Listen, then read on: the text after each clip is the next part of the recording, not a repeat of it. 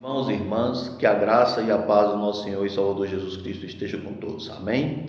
É sempre um prazer imenso interagir com todos vocês, fazer novos vídeos, fazer novas transmissões. Estou aqui mais uma vez para fazermos mais uma breve transmissão. Dessa vez nós iremos esclarecer outra passagem polêmica.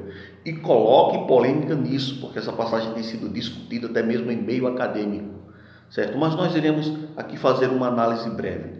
Nós teríamos que estudá-la profundamente para entender realmente desde a raiz.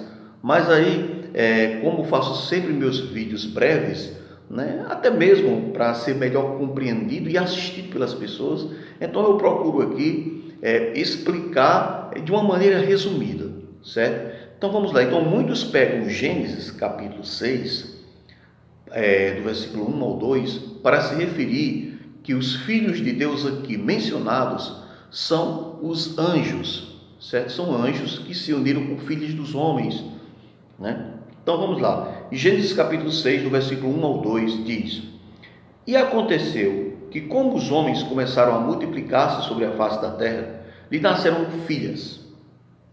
Viram os filhos de Deus que as filhas dos homens eram formosas, e tomaram para si mulheres de todas as que escolheram.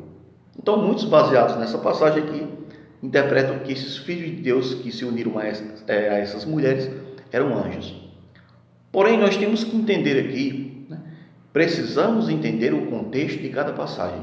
Então, por que muitos se baseiam aqui que aqui se tratava de anjos, esses filhos de Deus? Justamente porque no livro de Jó nós encontramos alguns textos que falam de anjos, né, que se refere aos anjos chamando de filhos de Deus, chamando os anjos de filhos de Deus. Nós iremos ver essas passagens.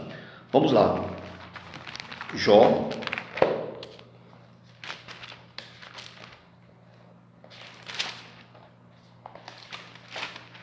capítulo 1, versículo 6 diz: E vindo um dia em que os filhos de Deus vieram apresentar-se perante o Senhor, veio também Satanás entre eles.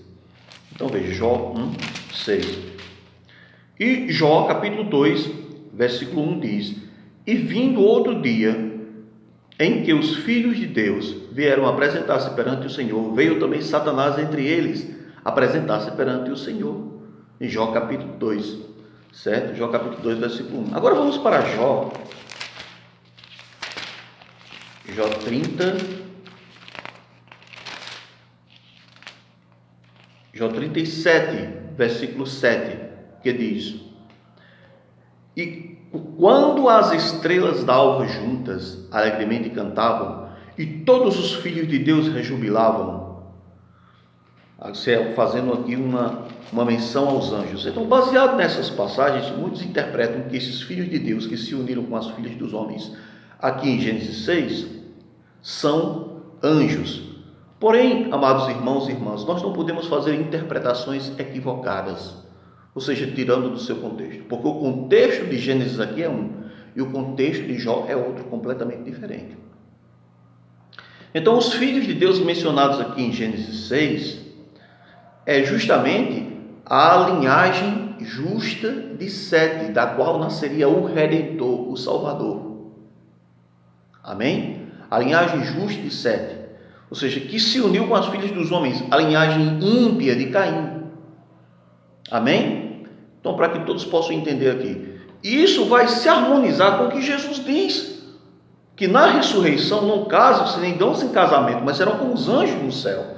Ou seja, os anjos são assexuados, eles não têm necessidade de relações sexuais. Então, por que os anjos se uniriam com as mulheres? Isso seria até uma contradição com o que Jesus ensinou. Então, nós temos que entender isso e respeitar o texto e o contexto de cada passagem bíblica. Então veja, há passagens bíblicas no Antigo Testamento que se referem a homens também, chamando também de filhos? Há sim passagens, e nós iremos analisar essas passagens. Por exemplo, lá em Isaías capítulo 43, Isaías capítulo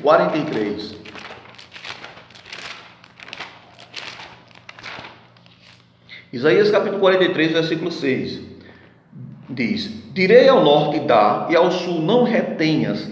Trazei meus filhos de longe e minhas filhas das extremidades da terra. Aqui está se referindo justamente a quem? Aos israelitas. Aos israelitas.